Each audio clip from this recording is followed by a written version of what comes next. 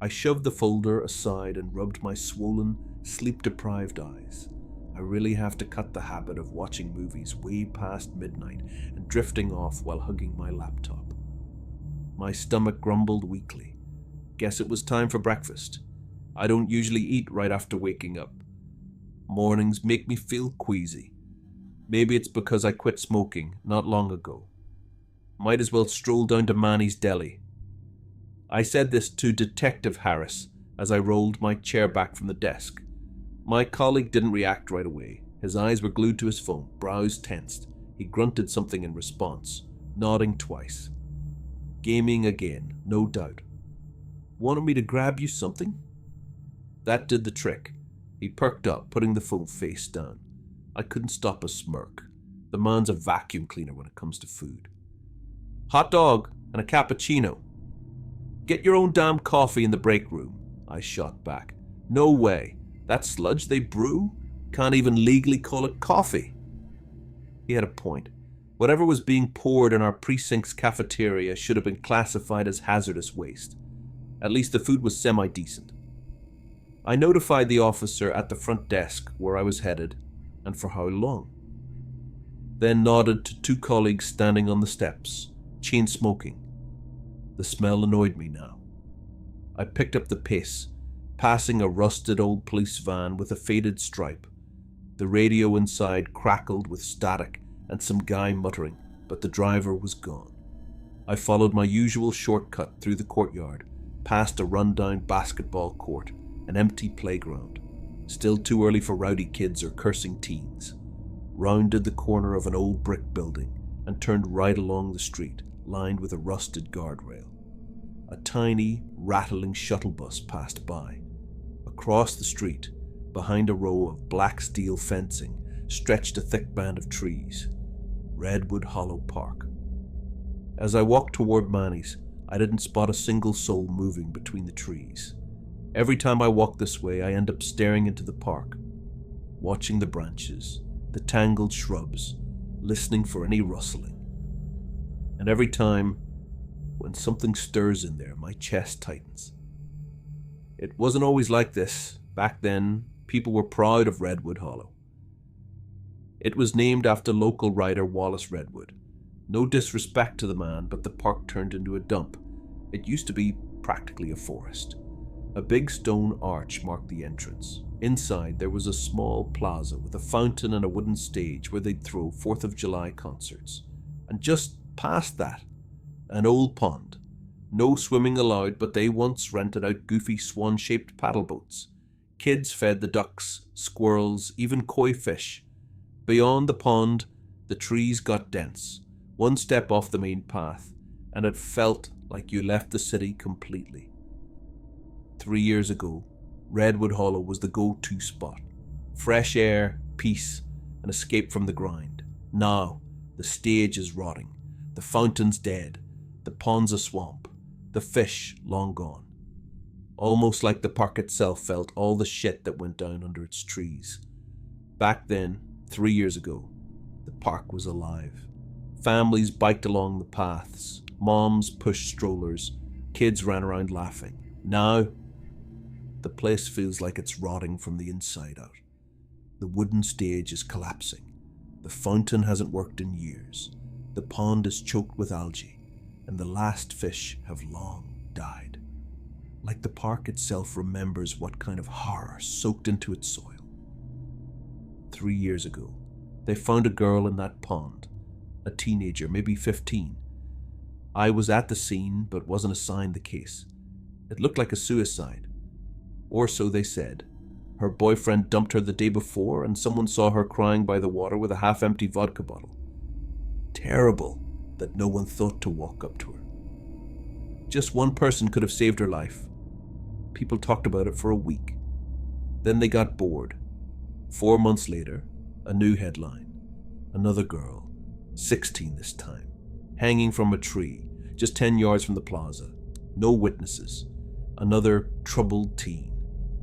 That was the official line. My lieutenant didn't bother digging deeper, just like with the first one. Kids these days live on the damn internet. Melt their brains. That's what happens. but they weren't suicides.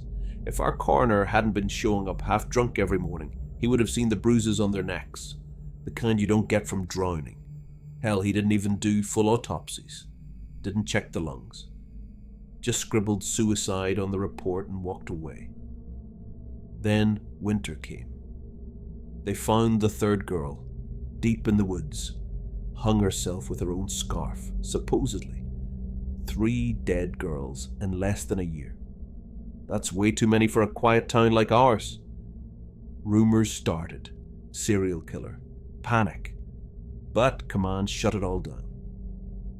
Isolated incidents, they said. I don't know if the higher-ups were lazy or scared or both.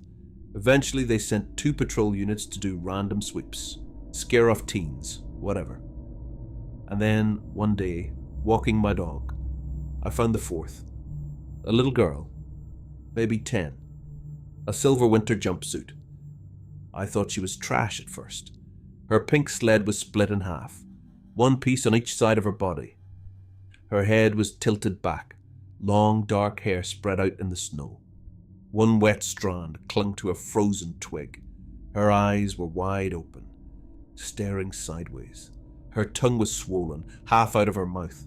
She looked like she'd tumbled off the hill and snapped her neck. I don't know how long I stood there.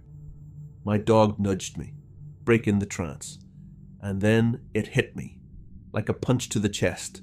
She looked just like Lily, my Lily. Same age, same build, same winter coat. That's when I spotted the first grey hair on my head. After the 4th one, people finally lost their shit. Parents of the dead girls, and just about half the town, lined up outside the precinct, yelling, screaming, swearing. Girls are dying in the park while you're drinking coffee. And they were right. Only then. Way too late.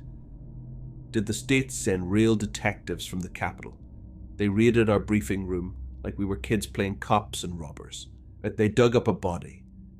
Did a real autopsy. Dug through every file, every witness statement, every shred of evidence.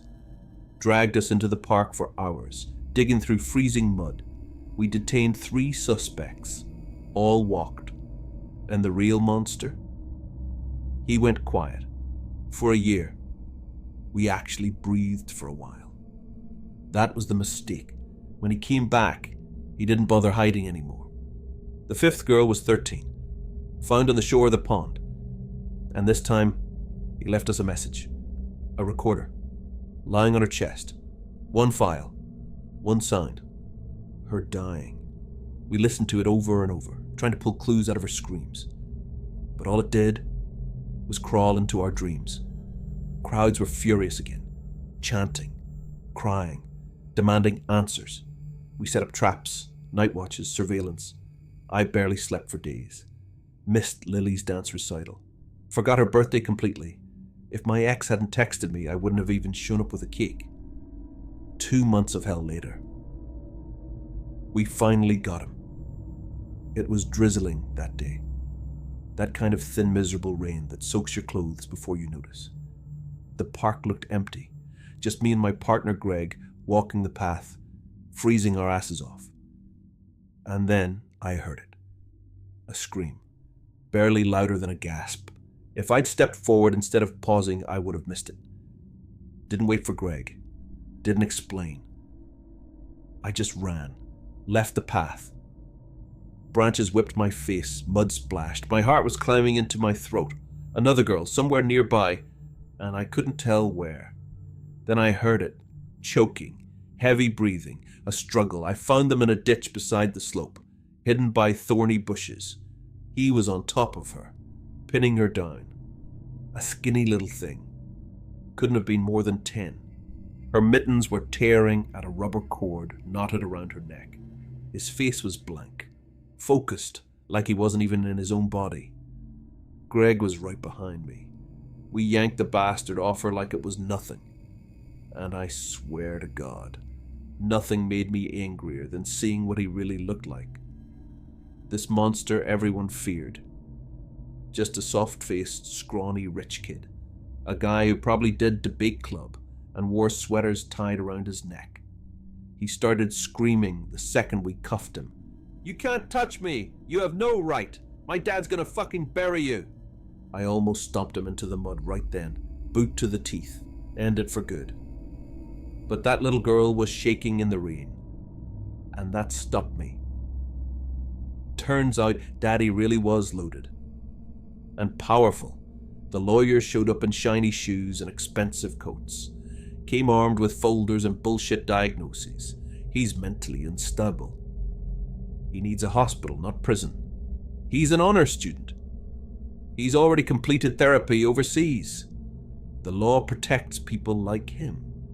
Yeah, he completed therapy, all right.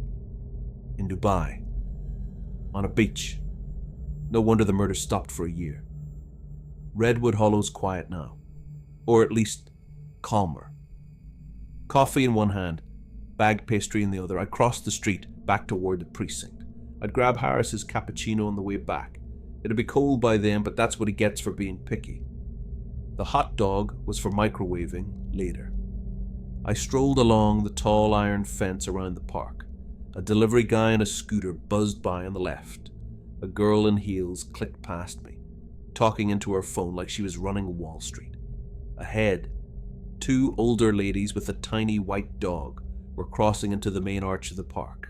Bet they don't go more than 50 feet inside. Taking a sip of scalding coffee, I stepped under the stone arch after them and froze. Right by the entrance stood a tall granite memorial slab, maybe 6 feet high, 4 feet wide, 5 portraits, 5 girls, all smiling. Under each photo, their names, dates of birth, dates of death, like a shared gravestone. At the base, a couple of bouquets, some artificial yellow flowers. One of the carnations was already wilted. Some people complained about the memorial. Spoils the view. Makes the park look haunted. They can go straight to hell. Hypocritical assholes. A woman stood in front of the slab. Trench coat, beige, long. A black headscarf tied around her head. Slim fingers clenching the fabric at her neck like she was cold. She didn't look old, maybe mid-30s, but grief had carved deep lines under her eyes and beside her mouth. 2 old ladies passed quietly by, shaking their heads, sighing like clockwork. The white dog tugged its leash toward the woman, sniffing at her shoes. The owner pulled it back with an apologetic smile. The woman didn't move, didn't seem to notice anything around her. And that's when I realized I'd been staring too long, because I knew her. I took a few slow, hesitant steps in her direction, cleared my throat. The sound awkward in the empty park. She didn't turn. I had to speak first. "Hi, Samantha." She blinked, like she'd been somewhere far away, turned slowly, offered a tiny, polite smile. "Good morning," she said softly, then added after a pause, "Or afternoon. I don't know anymore. How are you holding up?" Her shoulders rose and fell. No words, just that shrug. She turned back to the stone, tucked a lock of hair back under the scarf. Emily would have turned 14 today. I closed my eyes for a moment, looked at the second portrait from the left, the date underneath. Her mom would have taken her to get her learner's permit, she added, her voice barely holding together. 14, the age when you start becoming someone. That ice-cold knot formed in my chest again. I gripped the coffee cup harder, crumpled the bag holding the pastry. I didn't even want to imagine losing Lily, or seeing my ex standing in this spot, or worse, buried next to our daughter. Samantha bit her lip, looked down, turning the ends of her scarf in her fingers. "I'm sorry," she said quietly. "I don't want to bother you, but could I come by tonight, if you're not busy?" "Of course." I nodded quickly. "I was going to offer, actually. I'll be home around 7, maybe earlier." "Oh, I don't want to get in your way if it's too late." She took a step back, eyes down. "You're not a bother. I'll text you when I'm headed home, all right? Anything you need." She looked up, not quite a smile, but something close, her eyes softening just for a second. "Thank you." Walking back from the park threw me off for the rest of the day. Got halfway to Manny's and realized I'd forgotten Harris's stupid cappuccino. Had to turn back, grab it, and jog to the precinct like a rookie. The rest of my shift felt blurry. I wasn't tense, not angry, just scattered. Colleagues talked to me. I answered, but the words came out wrong, delayed, like I wasn't fully there. Caught myself chewing at the skin around my thumbnail. Old nervous habit. Yeah, I was definitely wound up. Samantha coming over tonight. It wasn't just a visit, it was wait. Thankfully, our new captain, the old one, got booted after the whole mess hit the news. Let me leave an hour early. Had to bullshit him about taking my dog to the vet. Whatever. Didn't text Samantha right away. Decided to stop at the store on the way back. Pick up a few groceries and booze. No way she'd say no to a shot or two. Not today. Tossed the bags and a sack of dog food in the back seat and headed home. My place isn't far. 2-story house. Edge of town. No shitty neighbors blasting music. No family screaming. Just old folks gardening and pretending not to gossip. The house sits near the woods, so the only sounds most nights are wind and raccoons. I like it that way. Pulling onto my street, I was grateful the railroad crossing wasn't closed. That always meant an extra 15 minutes. Drove into the garage, shut the door behind me. Tossed a hand into the back seat to give a quick scratch to the neighbor's fat grey cat who'd claimed my porch as his nap zone.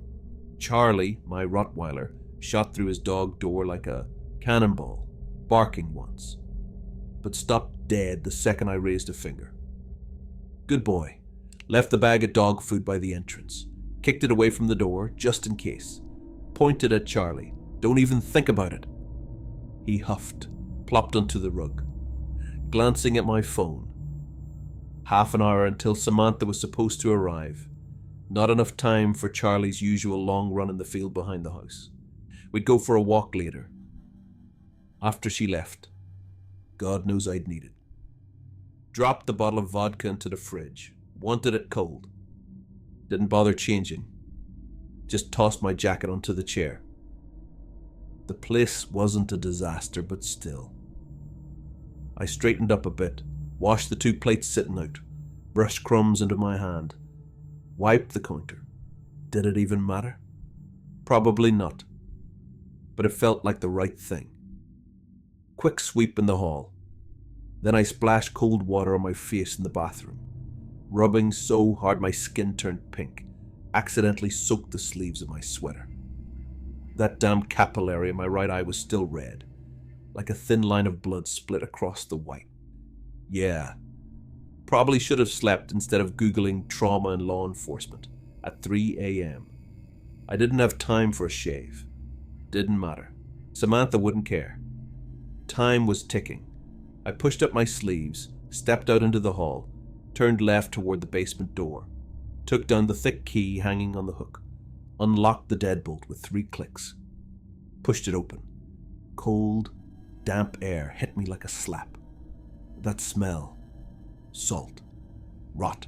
Something metallic. I flicked the switch. 2 overhead bulbs buzzed to life, washing the stairs in harsh light. Charlie stayed upstairs. He knew better. I descended, step by slow step, hearing the creak of the metal under me. The room was mostly empty now, except for the table in the middle. I frowned. Yeah, it needed wiping. There were stains, old ones, ugly. In the corner, a heap of rags, rank, sour smelling. I really needed to burn those. "Hey," I called, shoving my hands into my pockets. "How's it going down here without me?" Metal rattled, a chain against a concrete wall. The pile of rags twitched and shifted.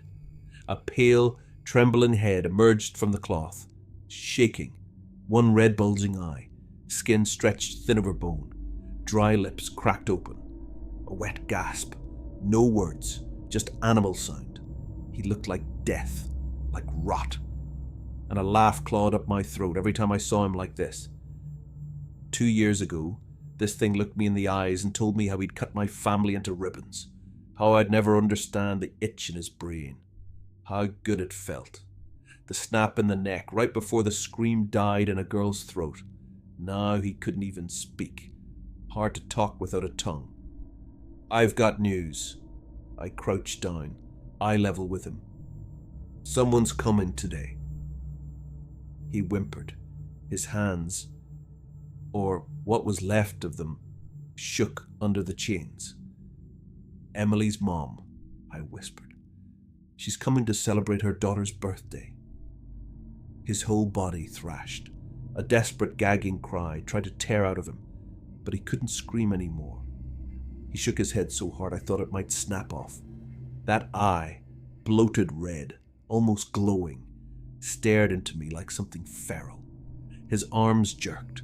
What was left of them, just stumps, dark scars, burn marks, proof of every parent who came before.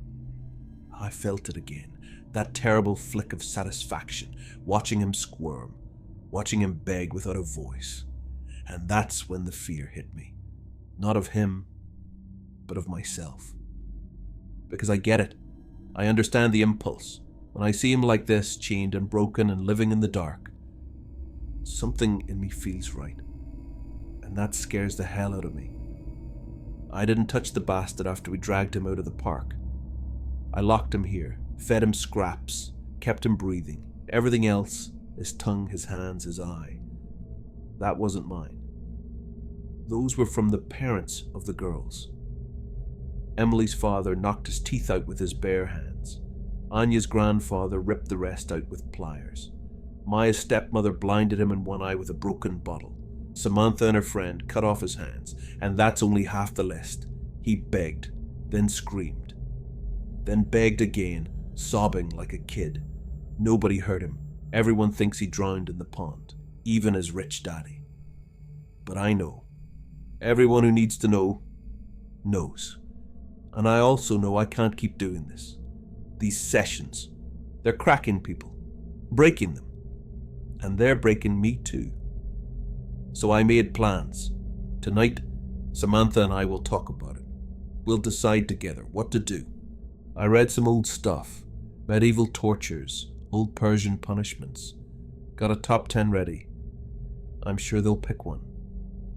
And when it's done, when the parents finally get the ending they deserve, when I bury this fucking disease in the dirt, I'm taking Lily, and we're going to the ocean, or the Grand Canyon, or wherever she wants, just us.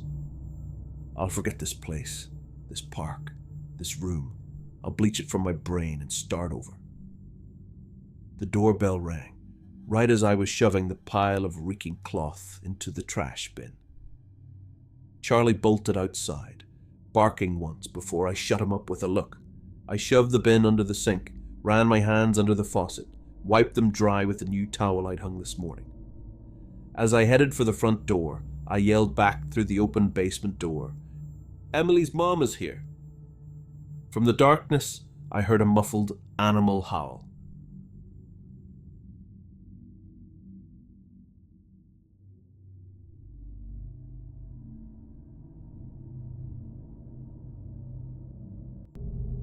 If you enjoyed the story, you can support the channel by liking and subscribing. See you next time.